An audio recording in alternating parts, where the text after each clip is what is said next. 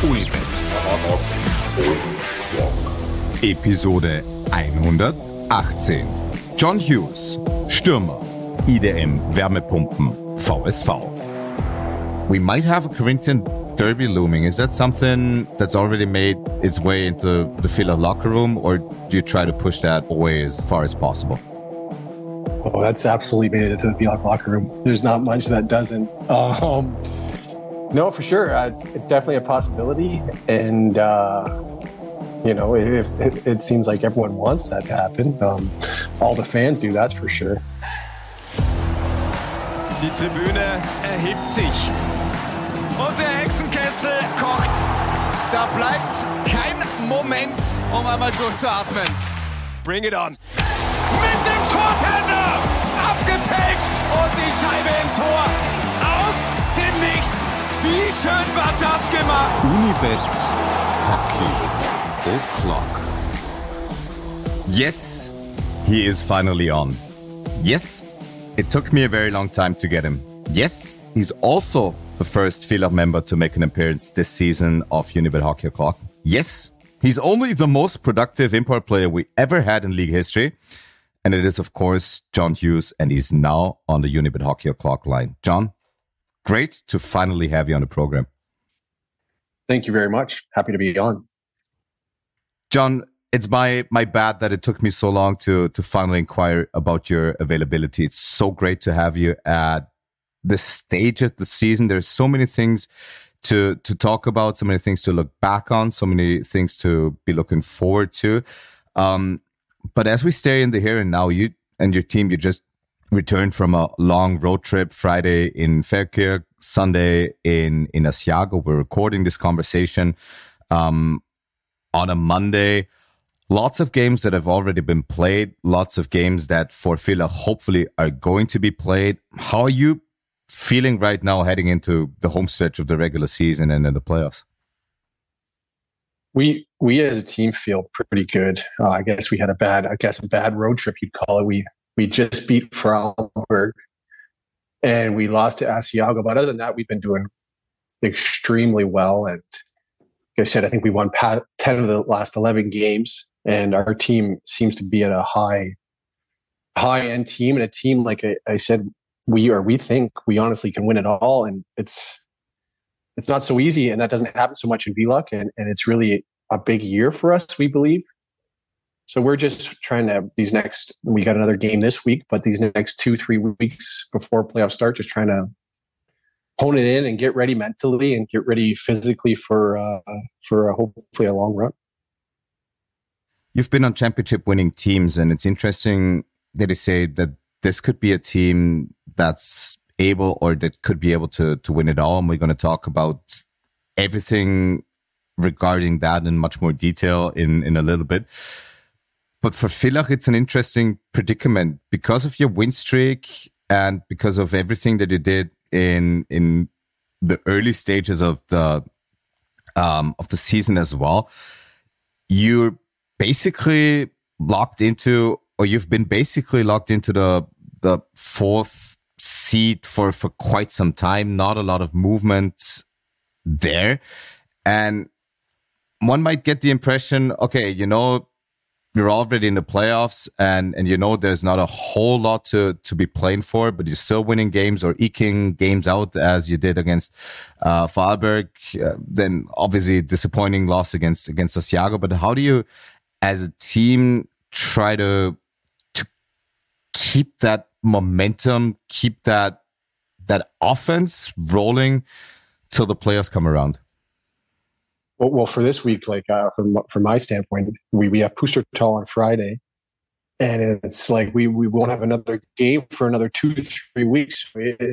There's no better practice in a game. And for me, you get better in practice, but you really get better in a game. And we have to look at that game as our last tune-up before the playoffs. You don't get to have any more tune-ups before the playoffs, and we got to treat it like pretty much a playoff game or pretty close to get ready, and that's what we're trying to do. And that's the interesting thing. Just one game in between the here and now and the playoffs. You've been part of teams that had already secured playoff spots, teams that didn't have a whole lot to play for up until the start of the playoffs. How did you in the past try to keep kind of a playoff focus? How did you in the past try to shift up to another gear once the playoffs rolled around? As a hockey player, you're personally driven by doing well for yourself as well. So as a hockey player, you can't, it's almost impossible to go out for a game and not try, really. You just, if you're not mentally ready, you know you're going to play terrible, because that's just, you have to be.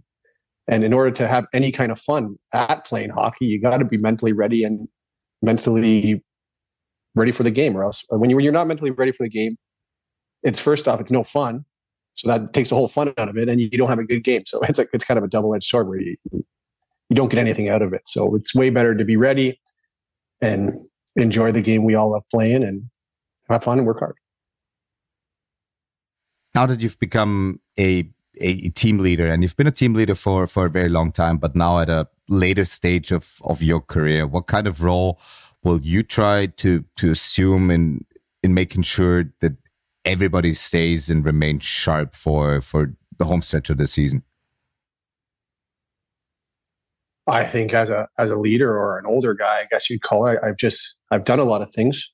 I've done a lot of things in this league. So I think players respect that and look up to that. But I'm not much of a yeller or a talk about what we should do. I kind of just want to go out and do my part. And I just know other guys will do their part as well. I knew when I was a younger guy, I didn't like older guys yelling at me or telling me what to, I just found it more harder, find it more complicated and more like, oh, what do I do? This guy's telling me this and the coach is telling me this. I think it's better as a leader to keep it loose and keep guys having fun and keep the young guys having fun. Because I think when you're on guys, they start to think too much. And I think that's, once you're thinking in hockey, the game, then you're done. You got to just go out and play. It's an interesting mix of a team that you have in Villach with quote unquote older guys, with very experienced guys, people who've been there before. The recently just brought in Jamie Fraser, who's seen just like you, tons of playoff battles, but also the younger players rising up, and especially on offense, we're talking about the second best in the league with 173 goals already scored, and kind of seems to follow you everywhere you go. Offensive output explodes. Offensive output gets better compared to previous years. But when we just talk about the offense that kind of was installed, also with the players that were brought in under the tutelage of Rob Daum, how does one have to envision getting to camp? How did it start this year in Villach, where you guys try to find chemistry, you guys try to get that clicking feeling on offense? How does one have to envision that? Well, from what my point of view is, I think our coach and GM and the brass did an excellent job of bringing guys in, right? The right guys. And I think Rob is a perfect guy for the Villach job, really, because as a coach in Villach, it's one of the hardest positions to be, right? It's you're on top of the mountain and then you're in the ditch, and you got to find a way to kind of be mellow and kind of level it out. And I think Rob does a good job of that, or an excellent job of that, actually, because I know other coaches in the past from Villach, it's just, they kind of get too emotional, right? And the fans have a big say here. The fans are a big part of it. And everyone feels it, and I think that's a big key for our offensive success is Rob has us feeling good, and he kind of knows he knows he's very well experienced, a lot more experienced than we are all, and keeps us pretty motivated with his system and everything, and keeps it easy where guys can feel freely to do what they want or do what they need to do to make the team successful. And like I said, the guys we brought in, what Nappy brought in is like, I think Collins is one of the best players in the league. I thought that last year. I thought that even when we've done a great job of the personnel we brought in to be offensive. We had Kosmachuk last year. We brought Luciani. He's done a really good job.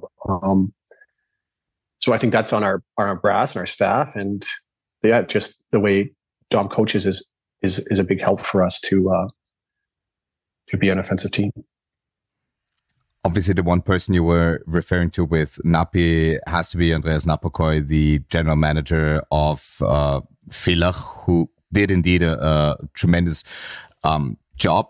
I vividly remember talking to Rob Daum a couple of years ago when we tried to dissect certain teams and offenses, and he always marveled when it came to your skill set. He always said John Hughes would be a player that everybody loves to have on his team. Now, Rob Daum is a fairly offensive-oriented coach. He created great offenses in his Linz days, obviously with Villach now.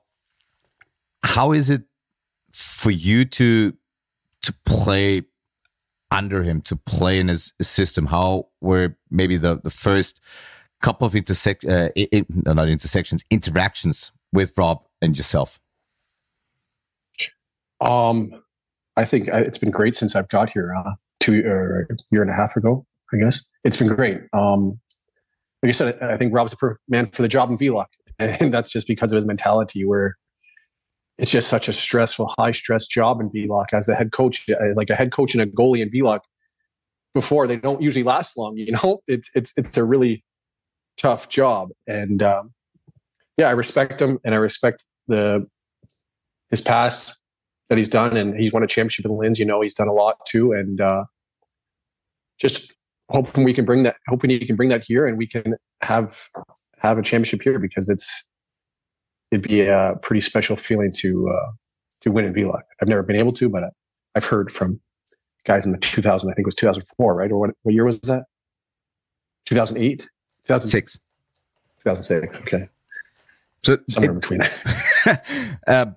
It's been a long time, but one of our pundits on Pulse 24 is Greg Holst. He was the head coach of the squad, and he still tells great stories just about the atmosphere and the energy in the city. And we all know that Villach is one of the great hockey towns in this league, and it would be indeed interesting to see what would happen if Villach did make a finals run. We're fairly far out of that to happen. A lot of hockey still has to be to be played.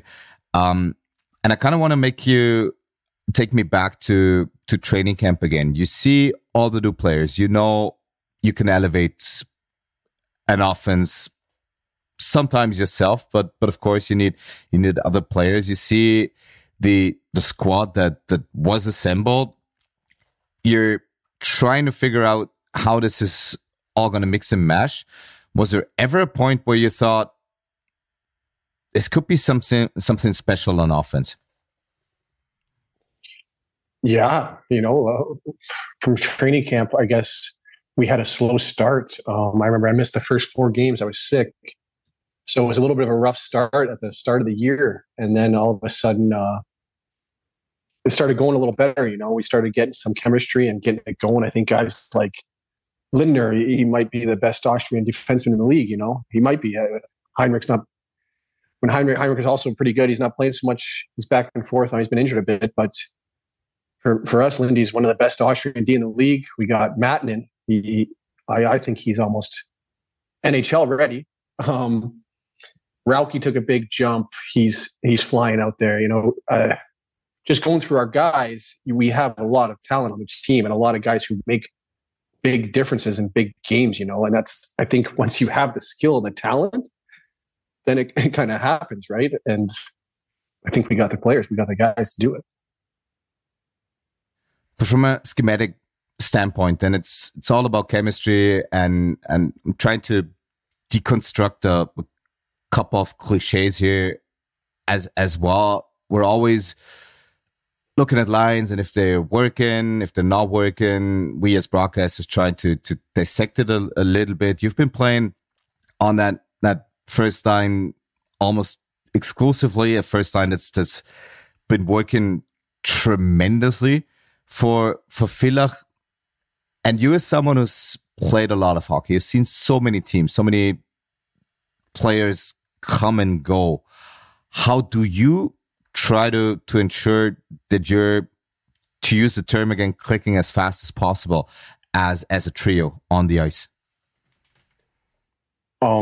I think now I kind of know what kind of player works well with me, and I just know like Collins, we call him Donnie, is a player that works really well with me. You know, he's so fast and he's so hard on the pucks, and that's very helpful for my game. You know, and even Sabelich, he's been a point producer for pretty much every league he's been in for I don't know how long. He's the same age as me. You know, so.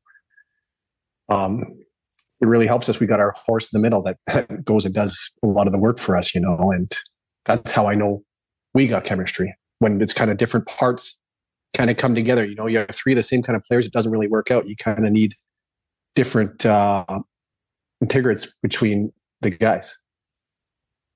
But where's that fine line? Does it happen in games, or is it something that happens in practice all over again? The fine line that you have to walk where kind of systematic things go over into intuition. I mean, there's the famous Gretzky saying, you don't want to be where the puck is. You want to be where the puck's going to be, or he's obviously going to be there where the puck's going to be. When does it happen? Is that a process that comes with the reps in practice, or is it the case that nothing can really replicate what's happening in games?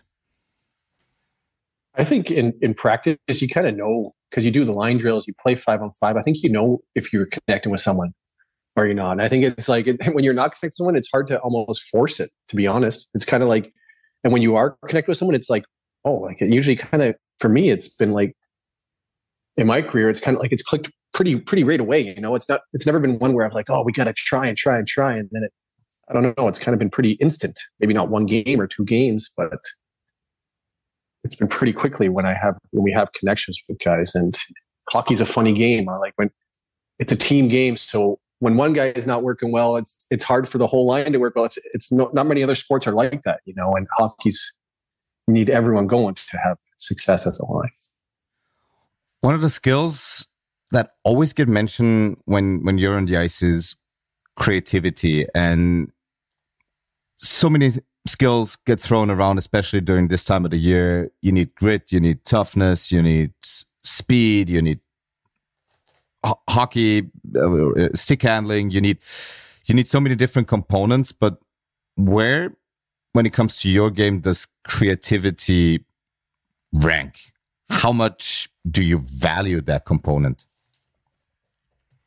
I think for me, it's one of the top things I need to be a good player, because I'm not the fastest, I'm not the strongest, I'm not the, you know, my game is, I have to be creative. I have to find ways to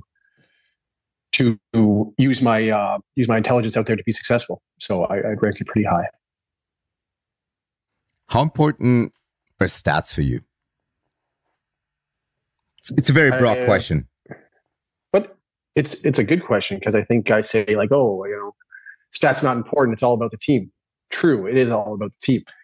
But you do, when you go home at night, you judge yourself on, you know, you can look at your stats and be like, oh, I'm doing well, or I'm not doing well. Sometimes it always doesn't tell the truth, but every player cares about stats. You know, you all care about your personal success and how you do on that night or as a team. I think as you get older, it turns into more about winning championships and stuff like that, which is the goal. But guys do care about stats, and I do care about stats because I want to be part of the championship team, and I want to be able to be a person who helps the team win the championship. You know, I mean, I want to be a part of it. I want to do my job, and that's, some guys' jobs are different. Some guys' jobs are blocking shots, you know, or taking hits, and that's stats too as well. But I definitely want to be statistically good.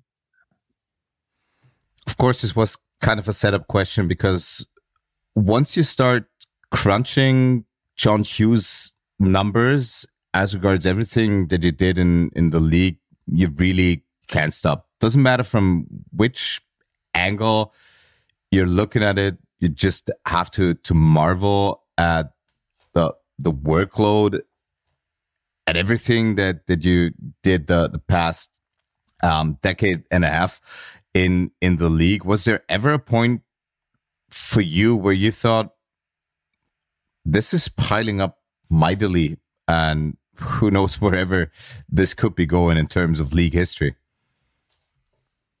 Honestly, with that, no. I've never really. It's always been like the next game and the, it's always been like what's going on the next game and the next game and the next game and the season. I haven't really sat down and thought about it historically or where I obviously have heard about it. And I know me and Doggo are really close in the total points, but right now you have so many other focuses. It's about Friday and it's about who we're going to play in playoffs. And I think one thing I value or I'm most proud of is definitely being a successful point producer in playoffs when it's way harder to do that, to get goals and to get stuff. And that's what we play for. Why we come here in August. It's all for these like this 2 little month phase here, and it's a fun part of playing hockey. You never had anyone tipping your shoulder and going like, "Hey John, this is your 500th game in the league. Hey John, this is your 700th point. Hey John, you're about to become the all-time assist leader in Red Bull Salzburg history." Never anything of that. Honestly, no. Like I remember, or a couple, maybe it was last month, or they told me it was my 800th game, and then you think about it, right? Like, whoa, that's a lot of games, But no, I've never really. When I'm in it, so it's kind of just, yeah. See, this is great, not only because the Unibet stats literally have everything about your on-ice career, but also because I consider myself a stats or a numbers guy, and there's so much to digest here. And I'll just start with the sheer, very basic numbers. I mean, we're talking about, as of the point of this recording, 835 games played. We're talking about 279 goals scored. We're talking about 692 assists. We're talking about 971 points. You're 29 points shy of 1,000. No import player has ever played as many games or scored as many points. When you just hear that fact and those numbers, what does it do to you? Yeah, I'm proud of it for sure. But also, at the other hand, I've been one of the imports that stayed so long too. Not all the imports stay as long as I do. You know what I mean? It's some imports. I played with Doc. He had 100. Ryan, I played with him. He had 100 points one year, and then he went to the Swedish league and the NHL. I've stayed in this league for a long, long time, and I'm really proud to be in this league, and I'm really happy to be playing in this league. So I think that's a difference. But about the points in general, yeah, I've also on that hand, I played with so many great players, like all my line mates: Sterling, Duncan, Raffle, Ryan. Like I've had so many. I've been put in really good opportunities to be successful, and that's not half the battle, but that's part of it. Have your coach believe in you and put you in scenarios where you can be successful. I want to get to a couple more things that you just mentioned, but the one remarkable fact and stat that you already alluded to a little bit is that your productivity didn't necessarily dip in the playoffs. We're looking at 1.18 points scored per game in the regular season and 1.1 points per game scored in the playoffs. The difference is really minuscule, and a lot of players' productions does dip when the going indeed gets really tough. How did you manage to keep your scoring up even though we all know that the playoffs is a whole different beast. It really is. It's funny. I don't know how it is. Like in no other sport, it's like that, I don't think. But hockey playoffs, it's like the guys, everyone just comes up a little more, you know, even though you feel like you're trying your hardest during the season, but you come up more during for playoffs. And one of the main reasons I've been able to be successful, I think, is because in playoffs, power plays are really important, right? And penalty kills. And that's a big opportunity to get a chance to put your team ahead. And I've always had really good power play lines and been on teams with really successful power plays. I think one of the keys to winning the championship is to have one of the best special teams, as in power play and penalty kill, because 5-on-5 for most of the playoff game is 0-0, you know, or it's so tight. It's really, really tight, and you need to capitalize on those chances. We'll eventually talk about everything that it takes to win a championship, but I want to ask you a question first and then get to a question that was asked by a user. Obviously, people that follow this podcast, they were granted an opportunity to, of course, ask you questions as well. The question I'm about to ask needs to have another one to it first, because a lot of younger hockey fans do listen to Unibet Hockey O'Clock, and to a lot of younger fans, John Hughes has always been around. That obviously wasn't the case in the mid 2000s. So, when and how did you make the decision to move over and play in the old Able League? I was 19 or 20, and I was at an NHL camp with the Columbus Blue Jackets, and during the prospect camp and the main camp. And then I got sent down to Syracuse, the AHL team. And I thought I had a good chance at signing a two-way NHL-AHL contract. I had a good camp and did really well there. And they were only offering me an AHL contract. And I thought, well, like, I don't want to be stuck in the A where first off, you don't make much money and you can't have no chance of getting to the NHL. And it's really hard to be on just an AHL contract. And I don't know if you know this name, but Paul Henry is a guy who I was really close with back home, and he got me informed with Pierre Paget. And Pierre talked to him for, I don't know, one time, and he convinced me to get over there. And it was one of the best decisions I've ever made in my life, I think. And I think he was a genius hockey mind, and I'm very fortunate to have gotten that opportunity to get to Red Bull when I did. Coming over as a 20-year-old, where a lot of North American hockey talent still tries to make its way through the minors, or now especially through the NCAA, what kind of a culture shock unfolded when you got to a program that just had to win with Red Bull Salzburg, where the expectation was to win the championship in an entirely new and different country like Austria? It was a lot. I was just, good thing I was so young and naive. I think I ate pizza and kebab for, I don't know, however long I was there, 200 days. Because I didn't cook for myself. I was always like, I was still a kid, you know, and it was a huge culture shock, but I still had the thing I loved one of the most was playing hockey, you know, and we had such a good team, and it was so many older guys and so many people to learn from. And Pierre gave me a huge chance to be a part of the team and be successful. And we lost in Game 7 that year to Clockenford.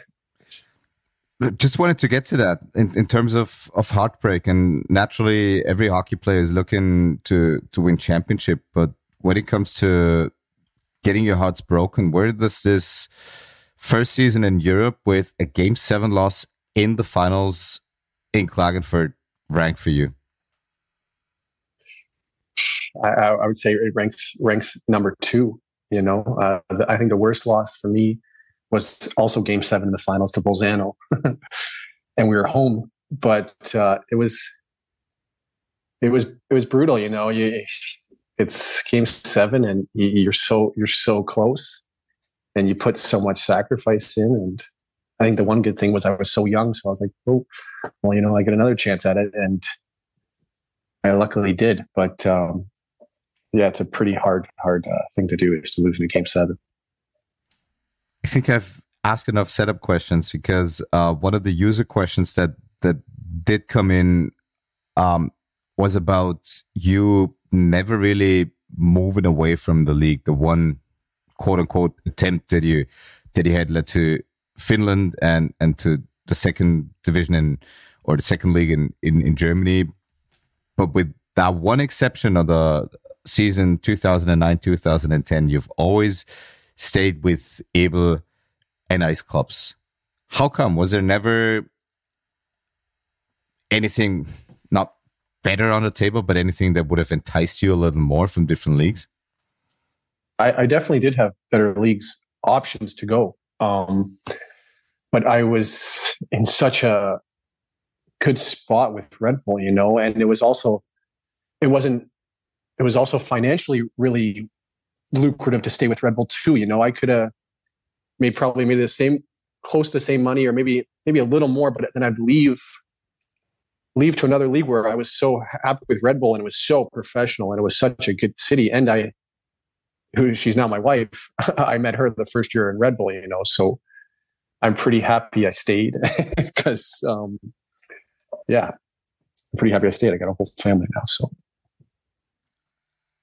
in terms of potentially better offers or equal offers, how much of a role does the league that you play in factor in or has a say in decision making? Because we've all seen it, and just to be fair to the Ice Hockey League, and I think the officials have done a great job of having league action during the pandemic and now and coming up with new systems that fit the number of teams. So hats off to them.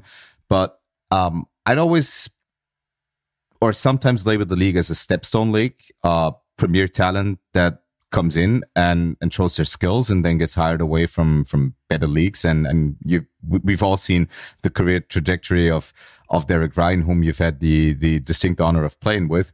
But sometimes players who did a great job in the ice get hired away and their numbers start to dip, their roles start to diminish. How important was stability in a sense of you knowing this is the league where you'll always be a premier scorer, where you always will have a bigger role on teams? Was it ever a conscious decision on your part? Yeah, for sure. I knew I had a good thing here, right? I knew I was in it. Like you said, we play hockey to make money as well, So it was hard. It was hard to go to a better league for less money, and maybe not in the scenario where you have to kind of. I think a lot of players that have left this league and haven't had success, I think a lot of it is because they weren't put in positions to have success. Because when we play the DL or other leagues that are compared, I'm not talking KHL or something, or Swiss or the Sweden league. It's really close. Players are really close, and it's just a little bit more. And if you get put in a position to be successful, I think when a coach wants you to be successful, I think you get a really strong hand at having the opportunity to be successful. So I'm kind of wandering away from your question, but I never really thought about leaving. I had the offers, but I really we were winning championships. I was doing well, and it was, I don't know. It was pretty hard to beat. The advantages of having an import player around for such an extended period of time is quite literally see him grow, not only in terms of his game, but also in terms of everything away from the ice. And as you just told us, you were basically a kid who came over, maybe in terms of nutritional aspects, the first year wasn't too healthy, and maybe a party or two to many attended. That happens to everybody's life in the pros. But at what point did you think a maturation process as in the truest sense of the word, professional settled in for you? For sure in Salzburg. Once I got to Salzburg and the way they do things there, and the way you have to kind of be in top shape, it would definitely form me into as the player I'm now. I learned a lot there, and I definitely matured a lot too, that's for sure. I'm quite a bit different of a person now than I was when I was younger. Things change and you definitely adapt. As regards to different person, what would 2023 John Hughes tell his former self in, let's say, 2010? Oh my God! You know what? I guess a lot, but I'm glad. I think it's important to also have your experiences and have your fun. I think you learn that way. You really learn that way, and having a family has definitely changed my life, and it's quite a bit different responsibilities, and that's definitely different now, and it's great. I love it. One interesting question that kind of reached me, and I immediately thought of a player, and after your initial answer, we'll check and recheck if that kind of went down the right alley. One question that reached me is, which player on your team and on opposing teams will forever kind of stick with you and in your mind? Whom did you cherish to play with, and whom did you not hate, but whom did you respect going against? Two players on your team and on opposing teams. Two players on my team? Well, make it 1-1. One on yours and one on opposing teams. From this year or from previous years? Previous years, your entire stay in Austria. I gotta go with Duncan. I was so long with him, so I have to go with Duncan. I mean, I just owe it to him to go with him. That's more than anything. And playing against, again, trying to think of a player who I would say Greton. I really hated playing against that guy. I was a lot younger. He was an old bald guy, crazy kind of, but he was such a competitor, and he was so skilled at the same time. We played him a few times in playoffs, and I like to kind of agitate too. And I was thinking this guy might actually take my head off. So I gotta, be careful what I say to him. And he was a great battler, great opponent. I guess another one too. I think in Landmark too, we had some battles too in Klagenfurt.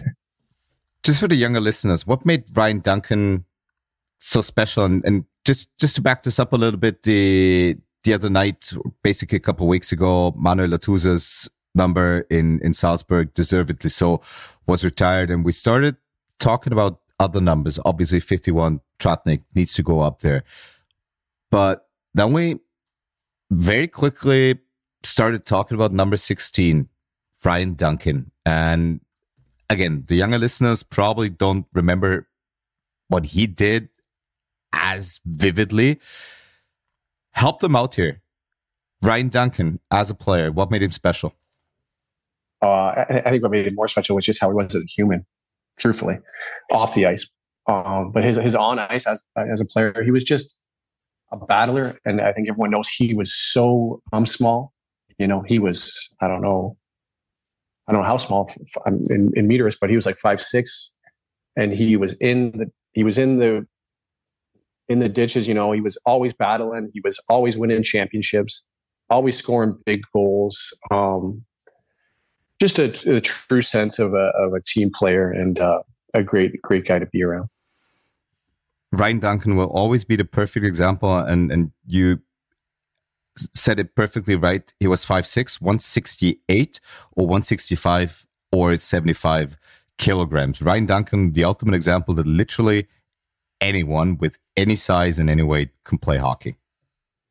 Right. 100%. Especially now. The one player I immediately thought of, oh, Jesus, I really wouldn't want to go against him. Play for the most part on your team. How happy were you that you didn't have to go against Matthias Tratnik in like real games, and how interesting was it during practice time? Because he rarely, that's the rumor, took a practice off. So that's what I was going to say. Trats was almost more dangerous in practice than he was in games. And even in warm-up, you always had to keep your eye on him because he skates 100 miles an hour, and his GPS is kind of, he's not navigating it so well. But Trats was obviously, Red. When you think of Red Bull, you just think Tratnik, right? He's the captain. He was Mr. Red Bull. He was a beast on the ice, off the ice. Like, he always carried himself like a captain. That's the Red Bull had quite a few of those, Mape, Laddie, and Trats. It's just like legends, Austrian legends, even when I was first there, Dieter was there, Cult. Just some guys where they just demand respect, and Trats was definitely one of those guys, and I was grateful to win 2 championships with Trats. You'd already played with him. You played 4 seasons against him. Then you joined Salzburg. You're finally on the same team, and it's a team that does go on a magic carpet, right? That does go on to the finals and does get a sweep against Vienna. And a lot of things that happened in that 14-15 year, the first one for you in Salzburg, seemed so effortless. How, and that's just from the outside looking in, how was it for you playing on this loaded team? Like you said, we were loaded. We had so much talent, and Ratushny, I was one of the best coaches I've ever had. It was like I think everyone in that room just knew we were going to win. We honestly, the belief was so much. I think it almost carried on to the other team that they were thinking, oh, they're going to win. That's how strong of a team we had. The championship trophy that eluded you in 08-09 in the worst possible way as a hockey pro, losing Game 7 in the finals. You finally get to hoist the trophy 6 years later. How much of elation? Just describe the feeling. Amazing. We won, and then we got to celebrate in the arena a bit.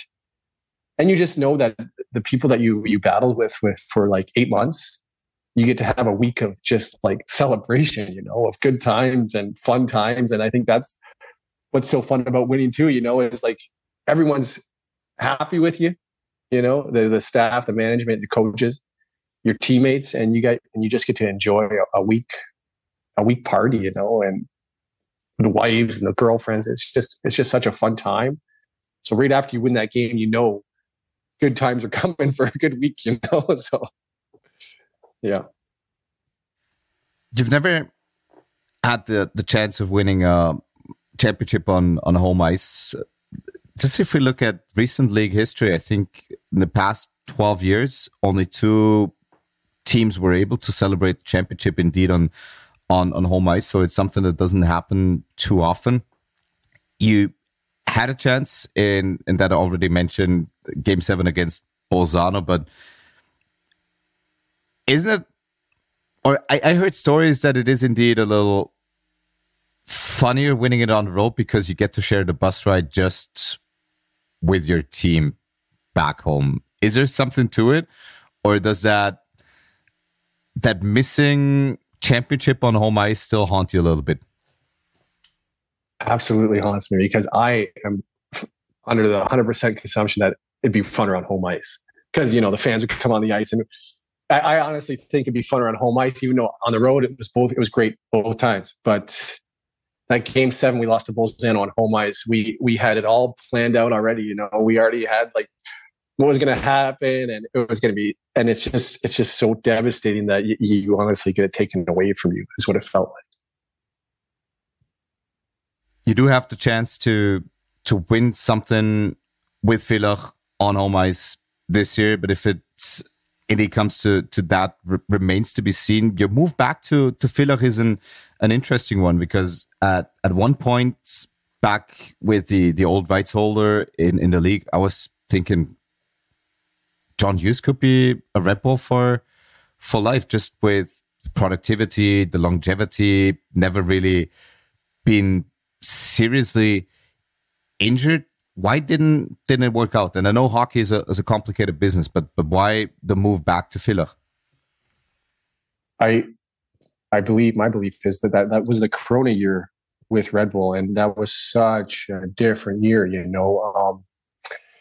We started the year with 3 imports. It was really, no one really knew what was going on, and I felt like the direction of the team wasn't really even know what was going. It was everything was so new that year with the Corona. We didn't know if we were playing. It was so many question marks all over the whole year, and I think it kind of threw us all off a bit. And I think that was one of the main reasons where I didn't get to stay, but also everything comes to an end. And I'm so grateful for having played there.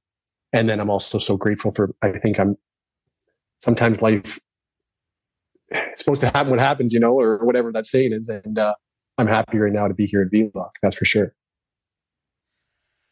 You were talking about new things in that Corona year, and it hit everybody hard, and then again everybody differently. What's indeed new is trying to look you up and now seeing the little Austrian flag next to your name. You've become an official Austrian citizen.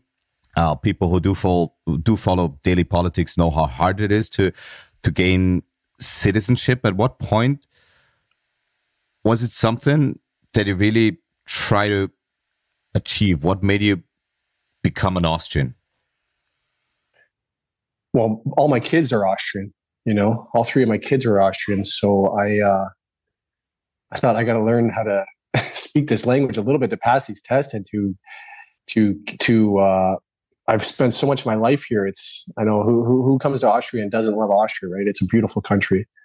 And I guess it kind of came to mind that the management of the team here had the idea, and I thought, you know what, I've been here long enough. I've tried before different ways, but there's a way to try this year or last year where I've been here so long that way and just had to pass those tests. And I'm happy it worked out. And yeah. A lot more questions going into that, and I know we've reached the back end of this conversation already a little bit, and I know you got a couple of kids to take care of, and obviously your wife as well. I'm so appreciative of the time that you've already taken. But when it comes to living in a foreign country and playing in a foreign country, and I just talked to Greg Holtz the other day. It's so difficult to be better or get better in German if everybody... we're conducting this interview in English anyways, and we probably could have conducted it in German as well. And just a couple of years ago, I was taken by surprise when I think you got to ask an English question in an interview, because everybody just assumed, okay, we'll talk English to John Hughes, and you answered back in German. At one point, did you go, nope, I really... And it's an awfully difficult language, but at what point did you say to yourself, okay, German is a language that I kind of need to learn? Once I was with Michaela, my wife, and, hanging around her friends and family, and me just sitting there like, I didn't understand it. And it's like, this is no fun.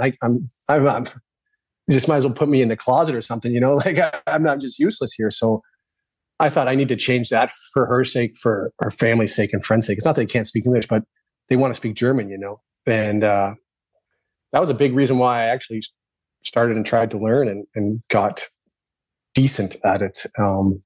It's still, like, I'm sure for German speakers, you're obviously really well at speaking in English, but some people, it's hard to speak English in public or that feeling, and I still get that feeling sometimes with German where it's like, you don't know if you're pronouncing the right words. And But that's the reason why I learned was because of my wife. Just for the change of perspective, everybody or a lot of people in Austria, of course, know how it feels to learn and perfect their foreign languages, most often English, sometimes French, Italian, whatever foreign languages are being taught at school. But what is the biggest roadblock for an English speaker in terms of picking up and perfecting German? It's the feminine, masculine. I think that's one of the genders. I think that's one of the biggest things. And also our pronunciation. Like sometimes I'll be saying a German word to my wife and she won't know what I'm talking about. And then she says it and it sounds the same to me of what I just said, but it's just like a little difference of how the R sounded, or it's just like I was saying that word the whole time. Like, what? Yeah, so I think it's just the pronunciation. Sometimes it's just like, it's tough. But then again, it's the beginning of September and you do get your Austrian citizenship. You now have an Austrian passport. Did just the flag on the passport change, or was there more to it for you? I think, when I look back on it after whatever hockey or whatever, I think it'll be a little more to me, because it's been a big part of my life. And like I said, all my kids were born here. My wife is, it's such a part of me, really is. And big part of my journey in life. And I'm happy to have the citizenship.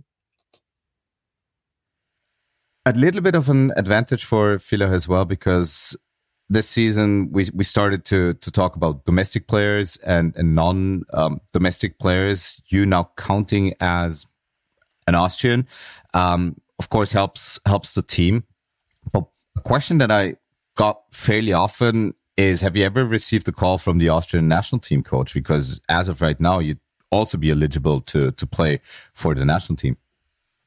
No, I haven't got a call from him, but I don't really expect a call. I'm 35 years old. I think he's definitely he's got to bring up the youth, and that's the main goal for the Austrian hockey. Is how we're going to get young Austrians better at hockey. And a 35-year-old Austrian Canadian, I don't think is on his radar. And from my perspective of this, I just think it just needs more and more arenas, more kids playing at a younger age. That would definitely be what I would say would help, because you got to start so young to develop hockey players. In Canada, where I'm from, the Toronto area, it's crazy now. It's crazy. You got 5-6-year-olds like doing skill practice. So it's very tough if you don't have the arenas. It's very tough.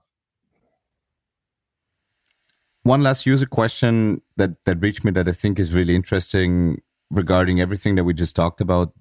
It's the career outlook and maybe the outlook onto your career after your career. Have you had time to think about what might be coming after your playing days? And of course, everybody who follows this league and now especially people in Villach hope that you're having a couple more years, hopefully a lot more years on the ice. But whenever that ends, is it going to be Austria in your nearer, immediate future? Is it going to be different country, different profession? Are you going to remain with hockey? It's hard to say, huh? And it's for me, it's so hard to focus on like what's after, because I'm in something. And the second, like if I'm going into a game and thinking about what's after, I got to really keep my focus on what I'm doing right now. And yeah, when it comes, it'll come. And I don't know what I'll do yet. That's for sure. You know what? I already asked too many loaded questions anyways. I'll refrain from it a little bit, but just promise to be back on the program once you really hang up the skates, and then we'll dissect your career in a little bit more detail. Absolutely. The one last thing that I need to hammer home, and it's just an interesting one, because the odds, and of course I'm always getting odds from the good people from Unibet. At the very top, it's never really changed, even though they're not the leaders in the standings anymore. Salzburg with odds of 2.15, still the odds-on favorite to win the championship. We've got Bolzano and Innsbruck in between, and then we have Villach with odds of 1-10 in fourth place, accurately depicting the standings in the league table right now. Is that a role that you kind of like? Not the biggest favorite, but also not on the outside looking in, kind of in the mix? For sure. I think being the favorite is a tough spot because it's just, you got to win or else you fail. And I think that's a really tough spot to be in. So I think we're in a good spot with being the fourth on your list. We're going to have a tough first round no matter who we play. And we just got to get hot at the right time and kind of catch some momentum and stay healthy.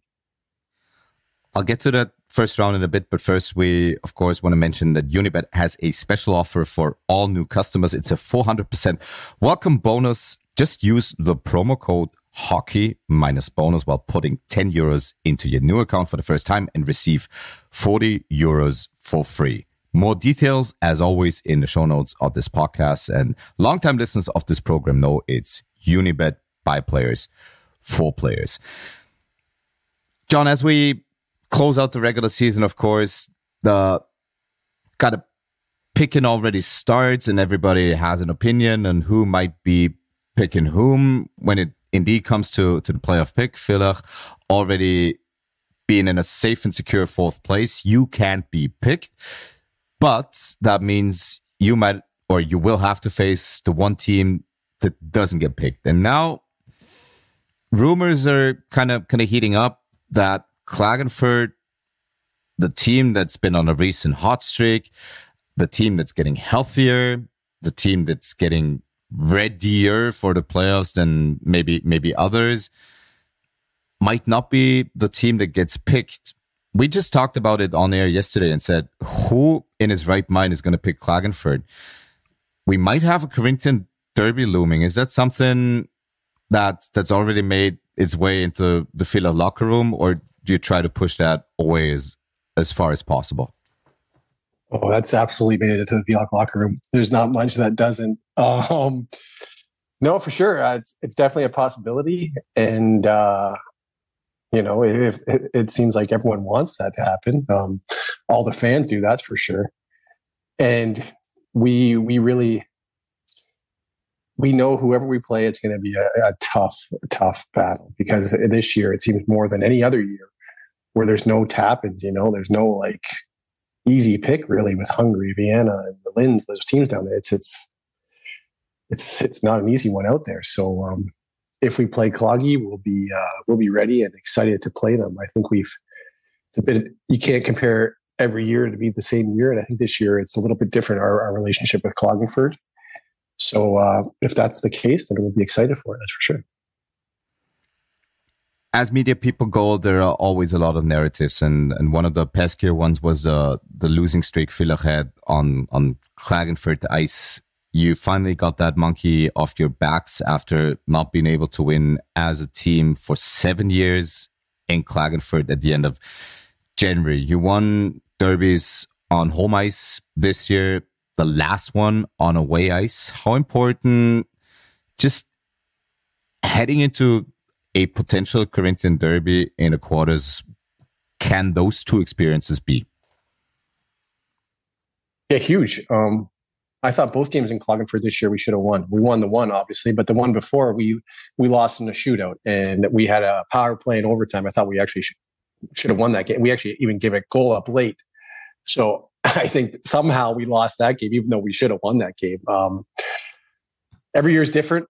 This year we're 1-1 in Klagenfurt, and what are we at home? 1-1 too. So it's pretty evenly matched teams, and of course they're getting healthy, and we hope to stay healthy. And yeah, it's a great battle. If it indeed happens, and I'm kind of pulling for it, not only Corinthia will be watching, Austria will be watching, and hopefully Unibet Hockey Clock listeners will be listening to this one. Thank you so much for taking an hour of your esteemed and valued time. Really, really great to be able to finally have you on, and really looking forward to talk about your tremendous career in much more detail whenever it comes to a close. Thank you for having me. Unibet. exzellente Unterhaltung mit dem schönsten Sport der Welt. Unibet, Hockey, klar.